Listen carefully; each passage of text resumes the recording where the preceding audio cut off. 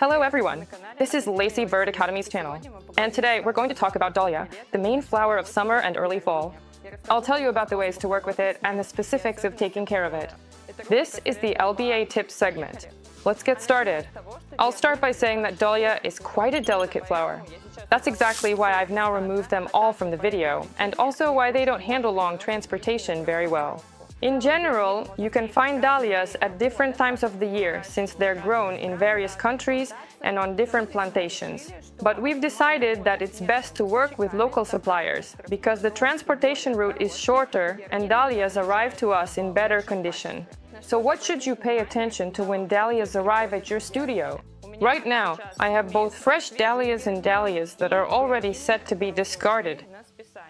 With a bouquet of fresh dahlias, you will almost immediately notice that they indeed have a very even shape and absolutely no wilted petals whatsoever to be found. But the sad-looking dahlias that are set to be discarded often have a very wilted back part, a rotting stem, and on top of all of that, they also tend to shed their petals a lot, and quite easily. This should not happen. Dahlias arrive in a craft paper package like this and are tied with a rubber band. Actually, my advice to you is to consistently keep storing your dahlias in craft paper, primarily because they absorb excess moisture, which is crucial for preserving their quality and preventing rot during storage. Here, I have these truly wonderful, exceptionally long dahlias, specifically the stunningly colored Joey Winnie variety. And now, I will tell you a little bit more about the overall growth form and habit of this beautiful flower. The dahlia has a fairly large, heavy inflorescence. Next, it has a very thin, delicate stem. And by the way, most often, this is exactly right where dahlias break. Then this thin stem transitions into a thick, hollow stalk.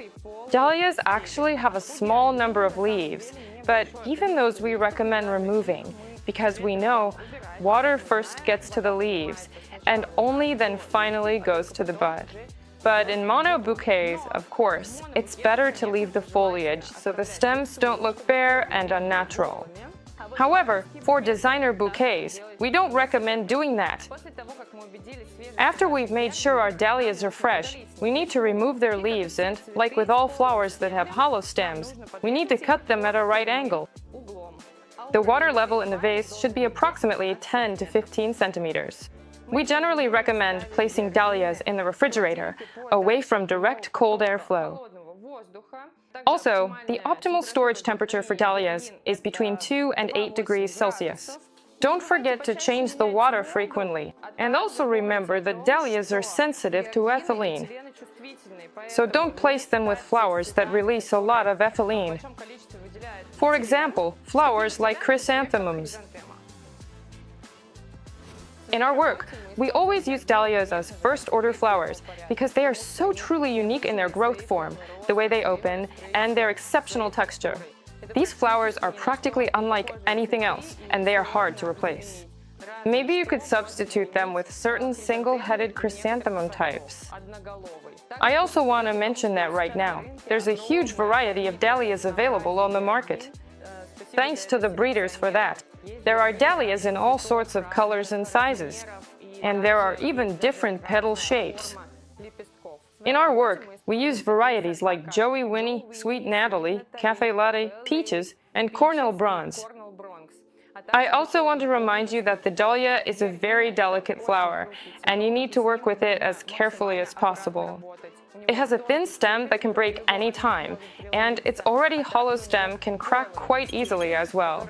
That's why there's a little but effective tip that can actually help you significantly strengthen the stem. You can use a regular skewer and insert it deep inside the hollow stem to effectively strengthen it. But we rarely use such crutches in our work and most often try to work with the flower's natural growth form. And in conclusion, I want to say, don't be afraid to work with dahlias. They're amazing, like alien flowers. And we finally managed to teach our clients that these absolutely aren't the same old flowers that grow at Grandma's charming country house, and they deserve proper attention. In the next video, we'll arrange some bouquets with these amazing flowers, just in time for the upcoming floristry season. Bye bye, everyone.